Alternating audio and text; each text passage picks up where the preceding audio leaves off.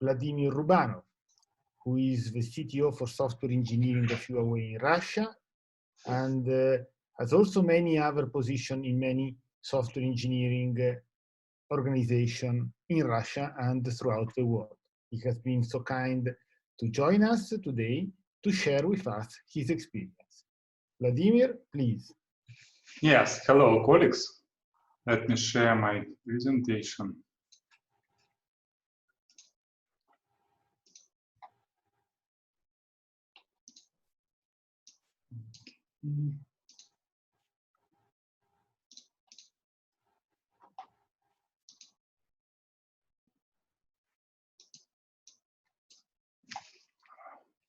Okay, can you see it? Yes, everything is okay. Okay, good. Hello, colleagues. I like keynote speeches because it means you can talk about whatever you want. And I want today to share some top-level view over the general topic about open source and humanity relations. So I hope I won't bother you with too much technical details, and we talk more about high-level things.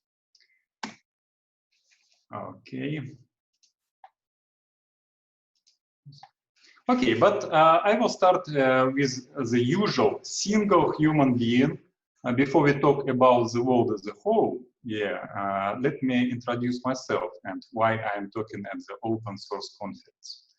Actually, I tried to recall when I first encountered with open source in my life, and it looks like it was when I was a student of MIT University in Russia, and at that time it was late 90s. And at that time, I installed my first Linux distribution on my home PC. Yeah, because at that time it was just curiosity, and it defined some major part of my career then, as expected. Okay, this slide contains the key organizations I have been working in. And the first and major one was ISP-RAS, it's Institute for System Programming. And there were a lot of open source technologies that we developed there. And key project that I was responsible for is the International Linux Verification Center. It was operated together with the Linux Foundation. And actually we started with Jim Zemlin when he was at Free Standards Group. At that time, and together, I looked as it evolved into the Linux Foundation. And at that Linux Verification Center, we united various resources over the world to develop various automated test suites for Linux APIs. Well, after that, I worked with ROSA company. It was a Russian company devoted to developing Russian operating systems and applications, of course, based on open source technologies. Actually, every company I worked at was heavily relying on open source technologies. So open source technologies goes through all my life so far. Let's see how it goes with Huawei today. Okay, coming a little bit wider than single human being, what we can see in the modern world. Of course, the center of the universe for a particular person now is our mobile phones. We look on the world through this screen we have. And actually, through this mobile phone, we start managing many things in our life. So it's the central control unit for the modern world, in fact. So through my smartphone, I can turn off the light in other room in my house. I think in just a few years, through personal smartphones, we will be managing our whole personal universe of devices. Okay, and let's after looking at the perspective of a lot of personal devices, we should remember that we are experiencing the fourth industrial revolution during the last years. Okay, and it adds even more devices everywhere in the world. So what we are having now, so this revolution and the growing number of devices, both personal and industrial, create a lot of digital projects throughout the world. And the point, to my opinion and to the company opinion, where we are all going to is to the intelligent world, where all things are sensing, literally. Every device will be sensing whatever possible from the perspective of the device. All things intelligent. It means that any even micro device will have some computing and AI power inside, and all things connected. So the number of globally connected devices of various kinds will be growing fast in the nearest years, and actually it has been growing fast for the last years, as we all can see. Okay, and in all this evolution picture, we can see that ICT infrastructure is actually the foundation of the entire process of the current humanity evolution. And there are two major aspects in this. It's connectivity and computing. The computing power grows and connectivity improves for all kinds of devices. If we look at the connectivity dimension, we can see as it evolved throughout the history. Yes, we in 1970s, we started with PC era with about 1 billion users. And then we had more and more devices connected. And what we have now, we are moving from industrial internet to the everything connected internet. And it means that the number of connections between various devices grows by orders of magnitude. And for computing and AI, of course, the computing power grew dramatically through the recent years, and now we are experiencing AI revolution, which is reshaping many industries across all domains. So, what it means for us as human beings? Of course, as IT people, it is easier for us to understand that all this revolution the world is experiencing is being fueled by ICT technologies. So the improved connectivity, improved computing power affects digitalization of industries and actually improves life of all the people in the world. Well, but why I am talking about such things? We are coming closer to development topic. Of course, this is my favorite slide here, because in all this process, developers play the most important role. And this is my personal interpretation of the things that we are experiencing. Software development has become in the center of the whole world. And that's why we gather at such conferences as this one. One aspect, before we come directly to the open source topics, is about digital trust theme. Of course, as ICT technologies become more and more critical for our lives, both personal, family, and professional, and the whole world operation lives, digital trust is, of course, one of the key aspects. There are a lot of things and there are a lot of aspects of digital trust. And one obvious thing that I personally believe open source can also contribute in this aspect is improving digital trust. So open source improves digital trust across all the participants. Okay, what's important from my point of view about open source?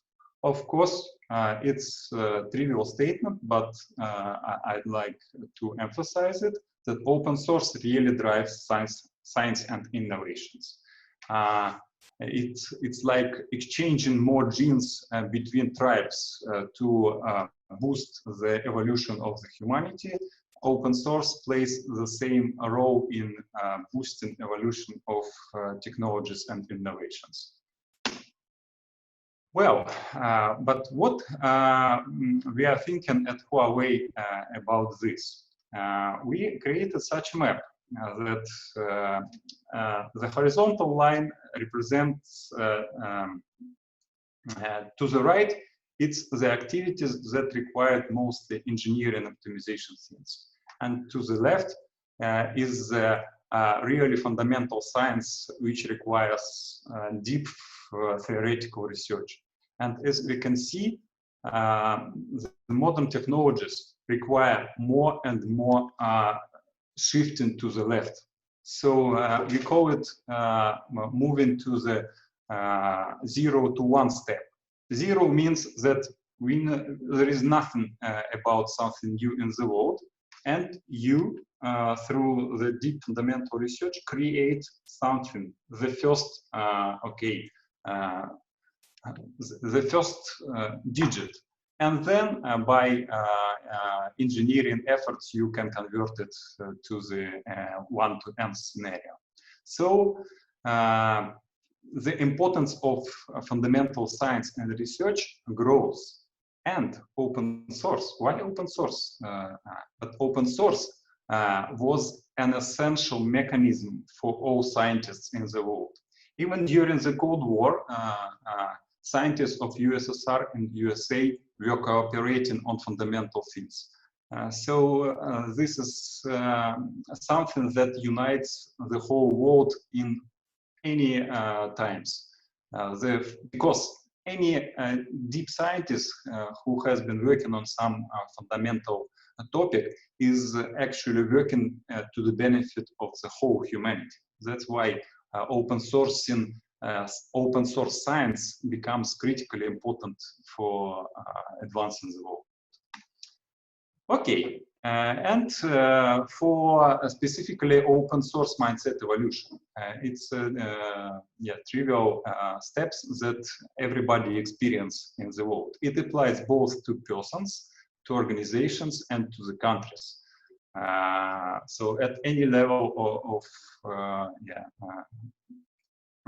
how to say, person or organization, we come through this evolution. Of course, we all start from knowing nothing about open source.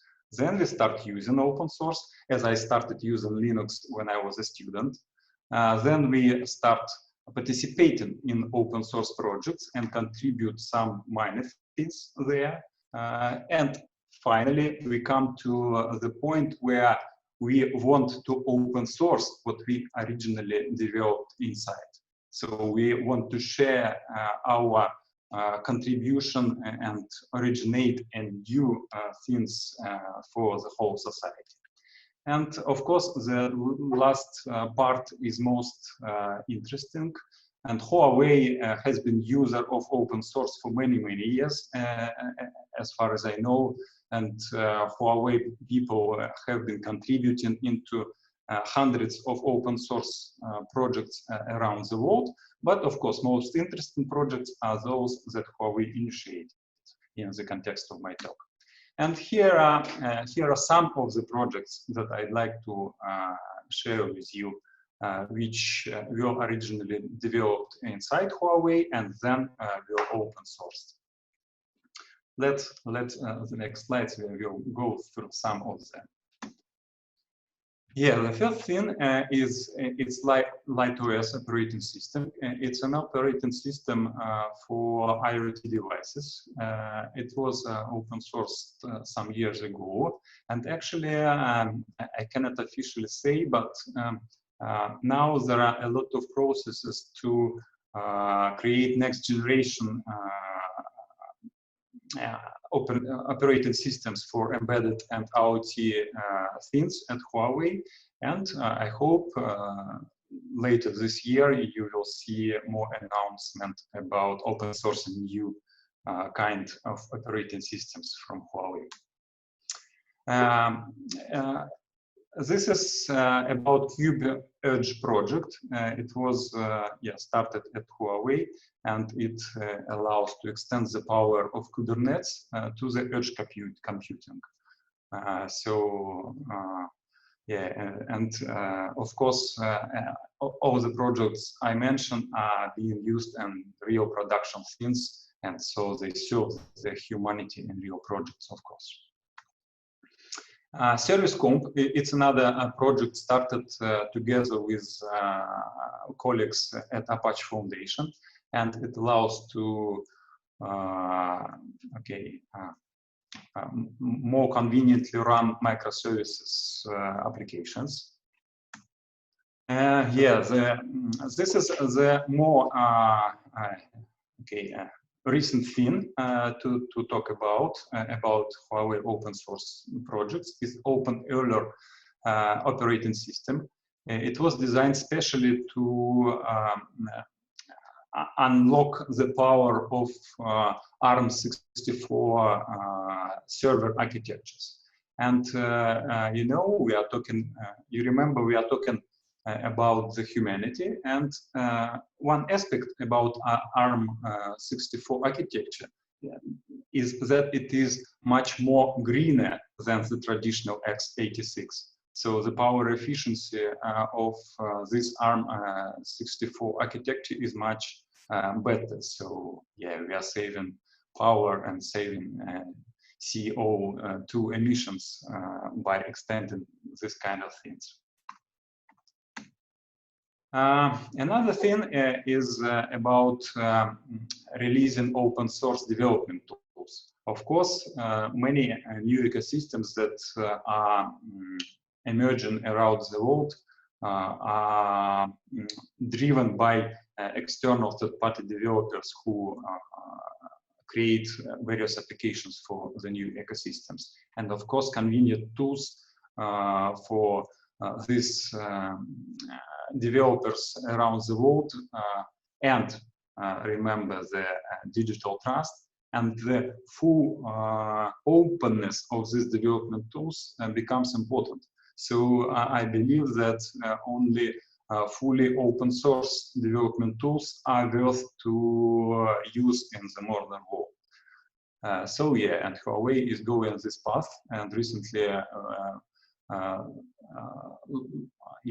late last year, we released our Huawei Arc compiler, developed specially to support our mobile ecosystem application developments. And coming back to the OpenEuler system, it's a recent project. We first officially launched it just in the last day of last year, and at the end of March this year, we have already released the first long-term support release. And now, to emphasize that we encourage not just using the open source projects we are developing, but we are encouraging developing derivative projects based on the original projects we developed. So now there are 5 partners working on top of OpenEuler system to develop their own products and own operating systems based on it. Okay, and one of the things I like about OpenEuler, it contains, sorry for being, for using the too typical word about AI, but it contains an AI-based model for optimizing the work of operating system and its configuration. So AI in this OpenEuler ecosystem, AI start serving the system administrators and help their work in working with such systems. Okay, this is an important slide to overview the whole Huawei strategy about open source. As I said, we are trying to develop as much as possible open source projects. We are trying to open previously closed projects that were existing inside Huawei before. And three things I'd like to highlight. It's open source AI framework that helps developing AI applications. It's called MindSpore. We are developing open source database, GaussDB, which is comparable and even exceeds in some tests the leading world database, commercial databases. And of course, there is actually a whole set of operating systems that we are developing, and some of them are already open source, and some of them will become open source very soon. And about hardware, Huawei is also looking into the openness direction. It's not completely open, of course, but yeah, the first step for a company, yeah, may mean some more meaning for the humanity. So the first step we are pursuing now is allowing our partners to develop their own products based on the most atomic Huawei technologies. We are not trying to push customers or partners to buy end Huawei products. No, we provide our technological partners, including open sourcing and open specifications for them to develop their own products using our atomic components. I hope in future, my personal belief and yeah, I hope that all this hardware that we develop will also become open source. But yeah, I cannot say it officially now at this moment. Okay, except all the innovations and actual products, which are usually seen most interesting, I'd like to talk about open source phenomenon for some general topics like education, worldwide collaboration of different organizations, countries, and individuals, and building the shared global knowledge database. This slide presents one example for one country. I work at Huawei R&D in Russia, so I know it from the first hand, and I'm involved in these activities. Of course, Huawei R&D Russia cooperates heavily with a lot of local leading universities and scientific organizations. And we help these organizations grow the really world-level professionals. We sponsor grants, we provide open source things, we use open source projects as the tool to teach students, because you know, open source is a very I would call brilliant instrument for teaching students.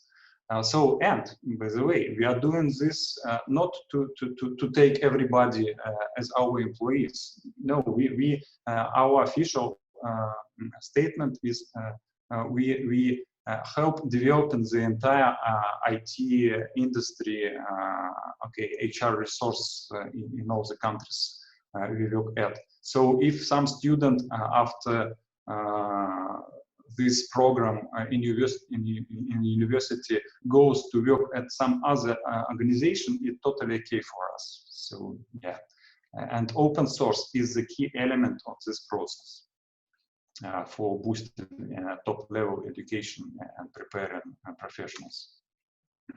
Okay, and about participating Huawei in various open source forums and associations. This is the list. I'm not sure this is the complete list of all the organizations Huawei is a member of. Most likely not. Yes, and I'd like to highlight, of course, the Linux Foundation. I love the Linux Foundation since the very first day it was created. I remember that Jim Zemlin came to Russia, and we were traveling through the Red Square together, and I showed him all the Russian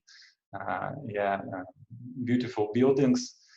So yes, Huawei is platinum member of Linux Foundation and takes a seat at the board of directors.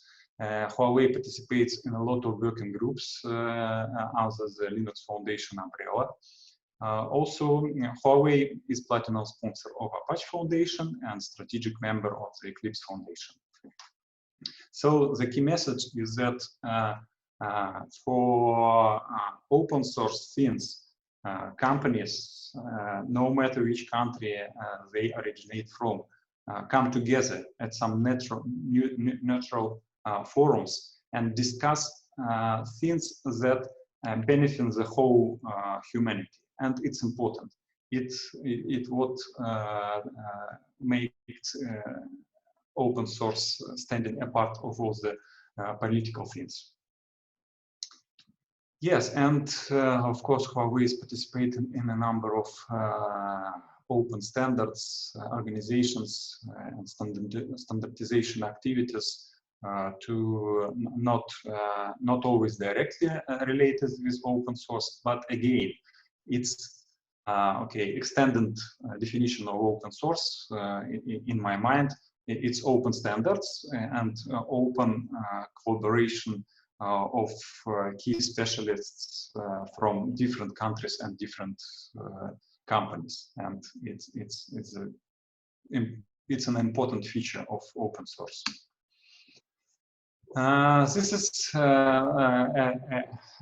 This slide I took from the official corporate presentation, and it represents the strategic directions of Huawei in making decisions. And I highlighted in red, of course, that standards and open source takes an important role in the whole company strategy.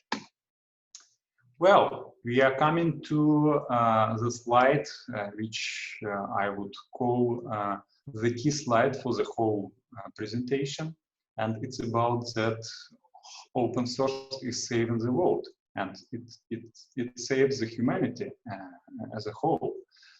First, it's a simple thing to understand that open source actually helps to avoid in global scale, avoid double work. What it means? It means that it's a global cost saver, and it's a global energy saver, and it's a global helper and booster for the humanity evolution. And of course, the less double work we have in the world, the better the world is. We need less CO2, at least. Okay, and of course, open source is a kind of activity that runs beyond political influence. Hopefully, of course, politicians could try to take their hands on open source, but I hope and I believe this will never happen. So open source collaboration will persist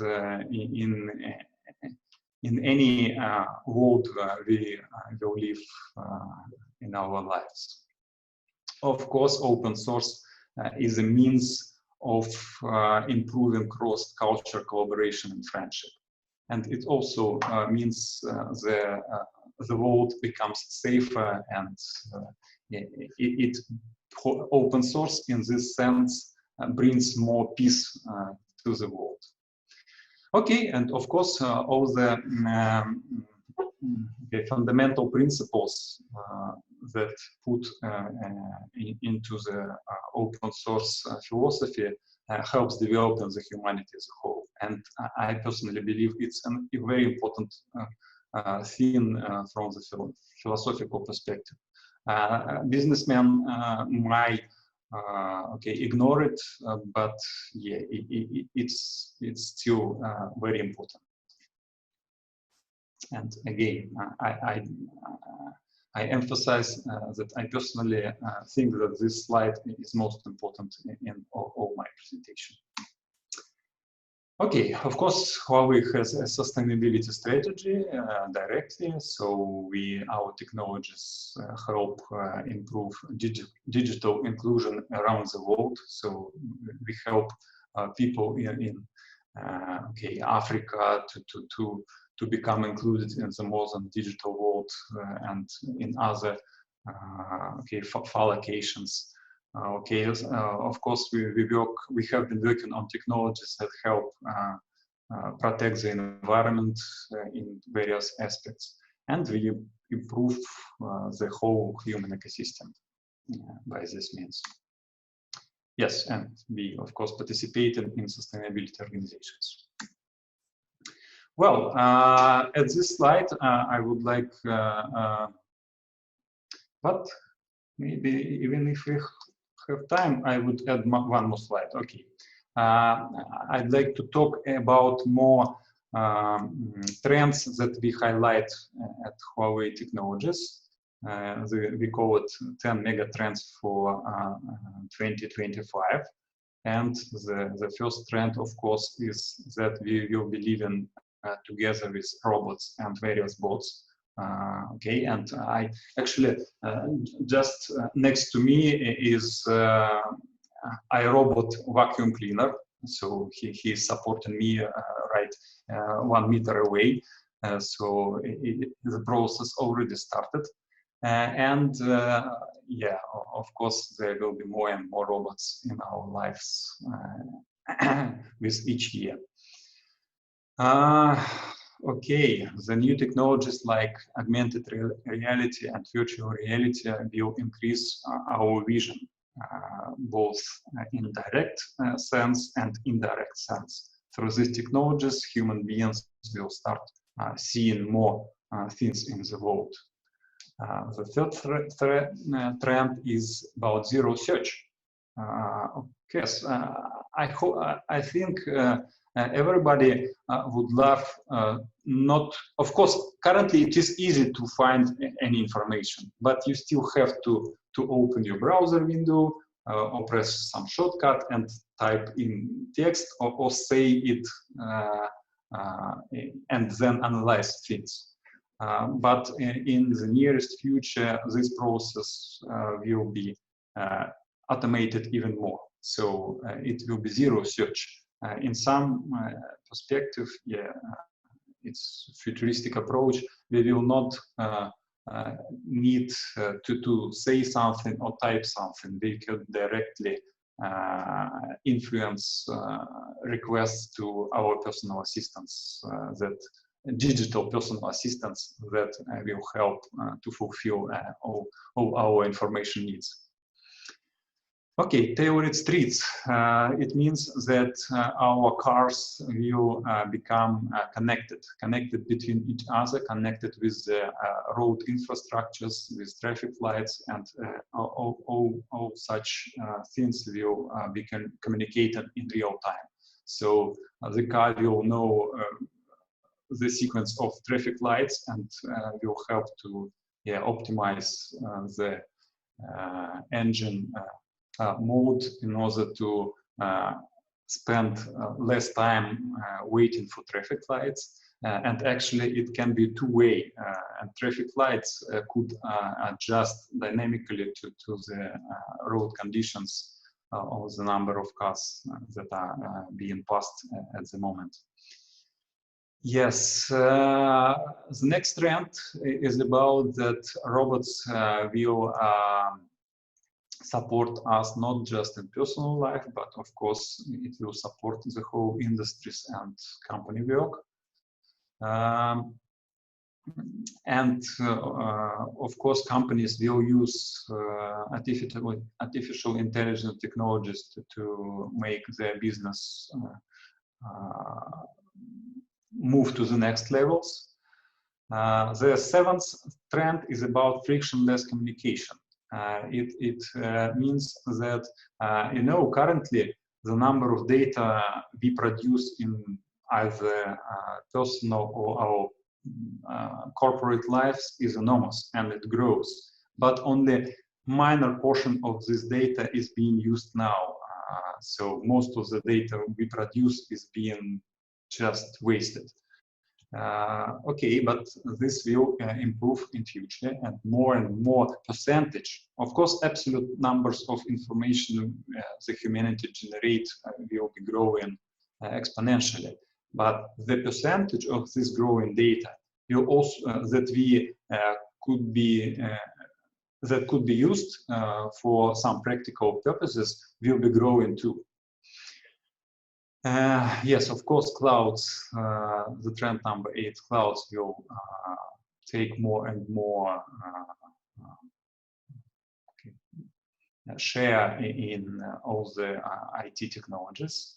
5G will power very fast connections. Remember, at one of the first slides, I showed the growing number of interconnections between all these devices. Without 5G, it's just impossible to make this billions and billions of devices be real-time connected and mobile.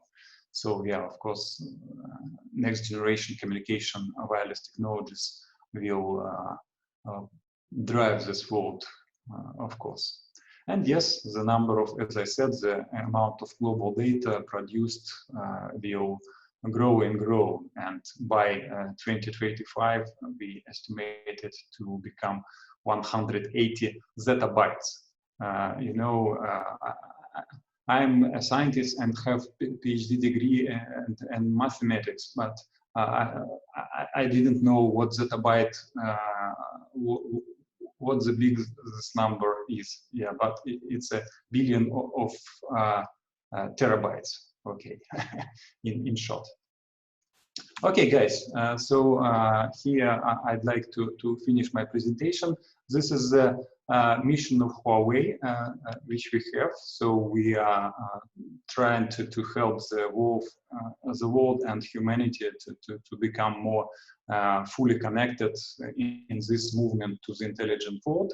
And I cannot officially, of course, edit the company's slogan, but personally, I really want to add to the slogan that open source is essential part of this process, and open source in all the meanings, not just open source software code, but open source approach to the processes and to the cooperation both in fundamental sciences of different subjects that we will be having in the world.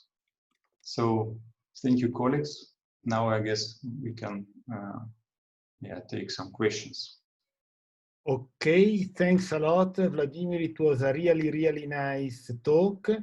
And now we have our rector, who is here and who introduced to you, who is ready to ask you for one question. Oh, Professor Thomas. Yeah, Alexander, I guess you know each other. Good to see you. Just a second. There's something missing. What's going on? A second technical issue. Technical issue. Where? Oh my God.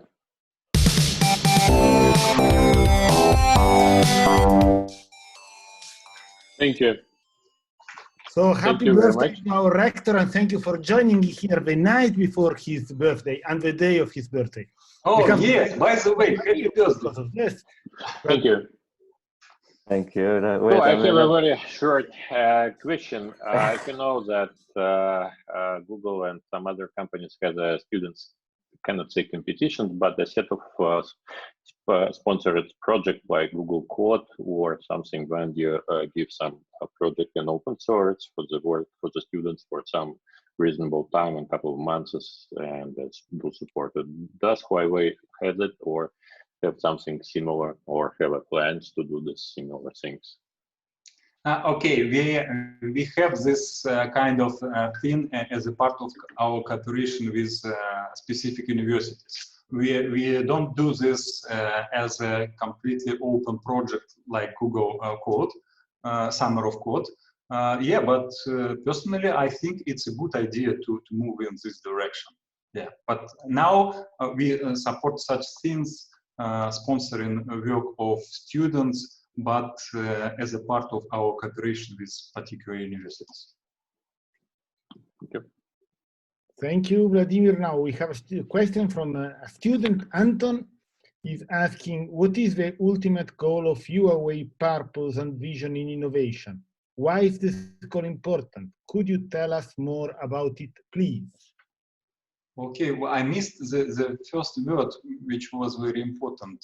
What is the ultimate goal and Huawei's purpose? The ultimate goal of Huawei in innovation, and the purpose and the vision of Huawei in innovation. And why is this goal so important? Innovation. Why Huawei is making innovations? It's a very good question. Why the humanity as a whole employs innovations? And actually, it's a more philosophical question. Of course, innovations by themselves don't make people happier directly, but innovations enable, I would call enable more opportunities for people to be more creative and thus more happy. I would formulate this. It's not an official company, of course, interpretation. It's my personal interpretation. Yeah, that innovation that we are all, I guess, participating in, help to enable opportunities for all human beings to become more happy. That's it. Well, thank you, Vladimir. And now there is a discussion on the chat about Industry 4, 5, 6. And so let me read one of these questions. Artyom said, you mentioned Industry 4 and AI in this context, but AI is usually referenced to Industry 5.0, next revolution, which is about moving from digitalization to personalization. So do you think that we are already in the fifth revolution? And if not, when AI will be ready for such revolution? It all comes to the definitions. Of course, everybody has its own definitions. Okay, as a scientist, I would say that widely it's not recognized that we are already in the fifth revolution, but I would say that we are very close. I like the interpretation of the theory of Kapitsa, who claimed the, how to say it in English, concept of 10 billion human lives. So, but the essence of this theory is very similar to what Kurzweil says, that the speed of changes in the world is growing exponentially. So we are approaching the point where the next revolution, industrial revolution, will happen within one human generation. So yes, I think we will see one or maybe even more industrial revolutions coming in the recent decades. Yeah, I can't even imagine how many industrial revolutions will our children experience in their lives. Wow, thank you, Vladimir. Next question from Andrei Sadovuk, which is a very, I would say, a very, very important question, which has been out actually for many years. Do you think that open source is sustainable without the help of large corporations? No, I think it's not sustainable without the help of large corporations. But as I said, large corporations become more and more, how to say, socially responsible organizations. the world and the humanity has been evolving. I like the concept of spiral dynamics. This is one of the theories describing how any system and any person or any organization, any country and the whole humanity has been evolving. And according to this theory, it's inevitable that the humanity evolution will move to uniting the whole humanity as a whole. It's okay, according to this theory, it's inevitable. And in these processes, corporations are becoming like atomic, okay, how to say, next generation citizens of this evolving humanity. And so, yes, corporations supporting open source projects is an essential part of this evolution process. So yes, it's very good when corporations of the 21st century will be driving more and more open source projects.